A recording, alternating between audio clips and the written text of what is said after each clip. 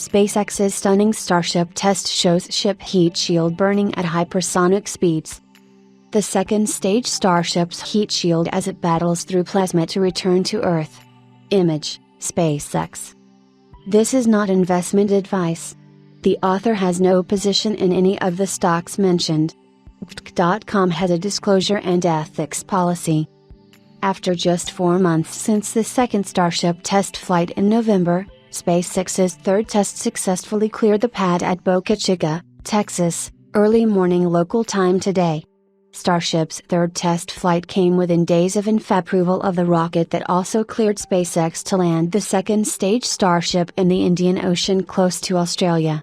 The test was SpaceX's most successful Starship run to date, as while the Super Heavy booster did not meet all of its test objectives. The second stage Starship stole the show after successful stage separation, orbit and engine cutoff.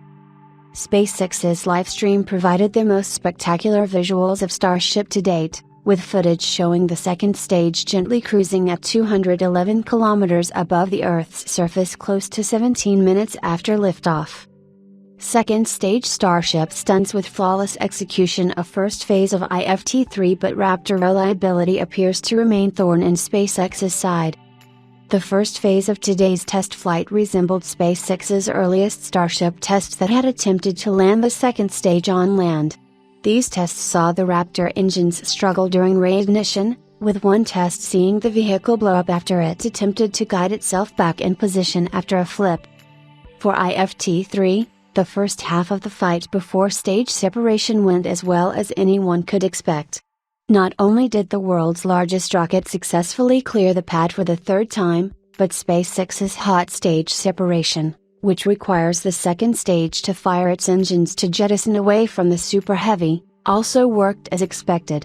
The ascent portion also saw all 33 Raptor engines on the Super Heavy successfully remain operational until stage separation. Following stage separation, the Super Heavy booster attempted to reorient itself to fire up its engine to simulate a landing burn. While SpaceX had not planned to land the booster today, IFT-3 nevertheless had aimed to fire up the engines and use the grid fence to mimic a landing environment. This appeared to be too much for Super Heavy to handle, with the rocket's final moments showing its grid fence rapidly moving before what appeared to be an engine ignition took place and the vehicle was destroyed. However, while the Super Heavy did not complete the latter half of its test objectives, the second stage Starship stole the show. Not only did its engines successfully ignite for stage separation, but the rocket also successfully made it to orbit for the second time. IFT-3 was also the first time SpaceX provided onboard views from the second stage, and these show the rocket against the backdrop of the starry sky along with stunning and mind-bending visuals of the rocket flying with the Earth in the background. SpaceX's test objectives for the second stage included an orbital propellant transfer demonstration, the testing of a payload bay door to launch Starlink satellites, and engine reignition in space. Roughly 25 minutes after launch, teams prepared for the propellant transfer demonstration, and along with the payload door test, this test was successfully initiated according to a later SpaceX statement available on its website. NASA added after the test that it was evaluating the data received for the propellant transfer demonstration to determine its success. While engine chill started close to the 30-minute mark, SpaceX's president Dan Hewitt shared that the firm had decided to move past the engine reignition in space to focus on the second stage's landing phase of the test. This phase was perhaps the best portion of IFT-3 as it shows the second stage's heat shield engulfed in deep red plasma as it entered the Earth's atmosphere. This was the first time that such views have been made publicly available, as SpaceX's Dragon does not live stream views of the heat shield from the outside.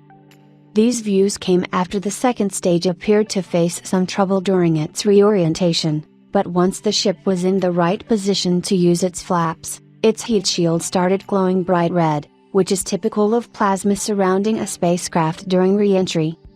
These views were provided courtesy of SpaceX's Starlink satellite internet constellation, and they made a fiery end to the highly anticipated test flight as the second stage failed to attempt a landing burn. For its re-entry profile, Starship has to perform a flip maneuver to become horizontal and then vertical for a landing on Mars.